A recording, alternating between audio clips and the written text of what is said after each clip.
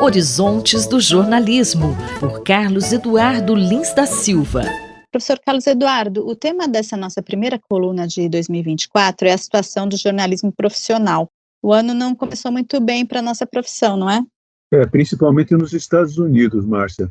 O ano começou com demissões bastante grandes em veículos muito importantes. O principal dele, o Los Angeles Times, que é o maior jornal dos Estados Unidos fora da costa leste. O Los Angeles Times demitiu 20% da sua redação.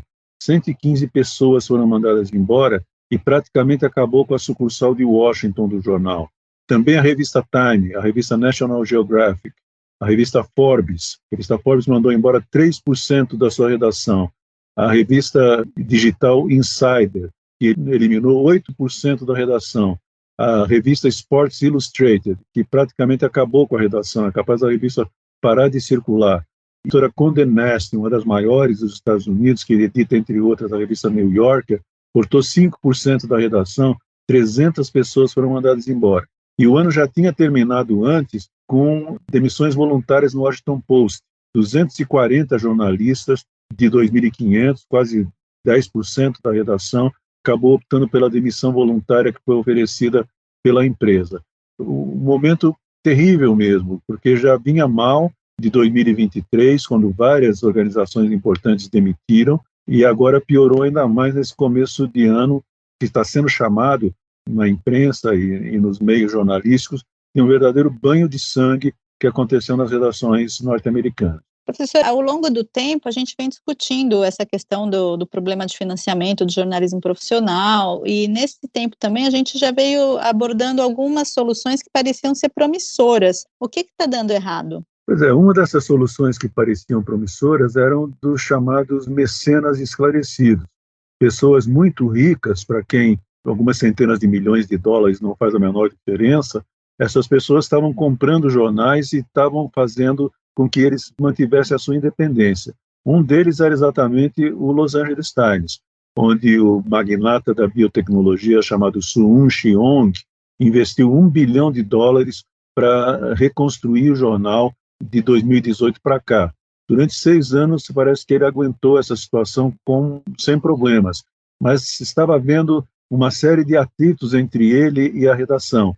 E o outro grande bilionário que parecia estar indo ao encontro das ambições dos jornalistas é o Jeff Bezos, da Amazon, que fez a compra do Washington Post e que ia indo bem do ponto de vista jornalístico, mas não do ponto de vista de negócios. Em 2023, o Bezos perdeu $100 milhões no Washington Post.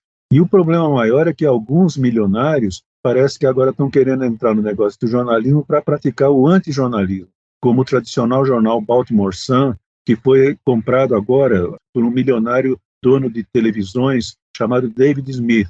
Esse David Smith comprou o jornal e teve uma primeira reunião com a redação, na qual ele insultou os jornalistas, dizendo que o jornal que eles faziam era péssimo, de péssima qualidade, e que ele não ia aceitar que continuasse fazendo um jornal daquele tipo que ele não tinha nem coragem de ler, e que ele quer que o jornal siga a linha das emissoras de TV dele, que é uma linha de antijornalismo muito parecida com o tipo de jornalismo que o Donald Trump quer que se faça. Agora, o que é possível ainda ser uma das soluções é a dos milionários que resolvam fazer endowments, ou seja, que deem uma quantia razoavelmente grande para que essa quantia gere dividendos que mantenham o jornal independente durante muito tempo, como fez aqui no Brasil o João Moreira Salles com a revista Piauí e como já há muitas décadas se faz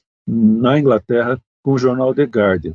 Essa é uma das soluções, embora eu continue achando que a única solução definitiva é uma legislação que faça com que as grandes companhias de tecnologia, Facebook e Google principalmente, paguem parte daquilo que eles ganham às custas do jornalismo para os veículos poderem continuar fazendo jornalismo independente.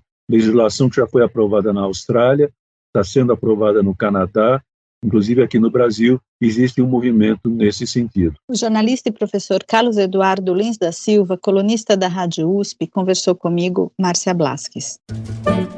Horizontes do Jornalismo, por Carlos Eduardo Lins da Silva.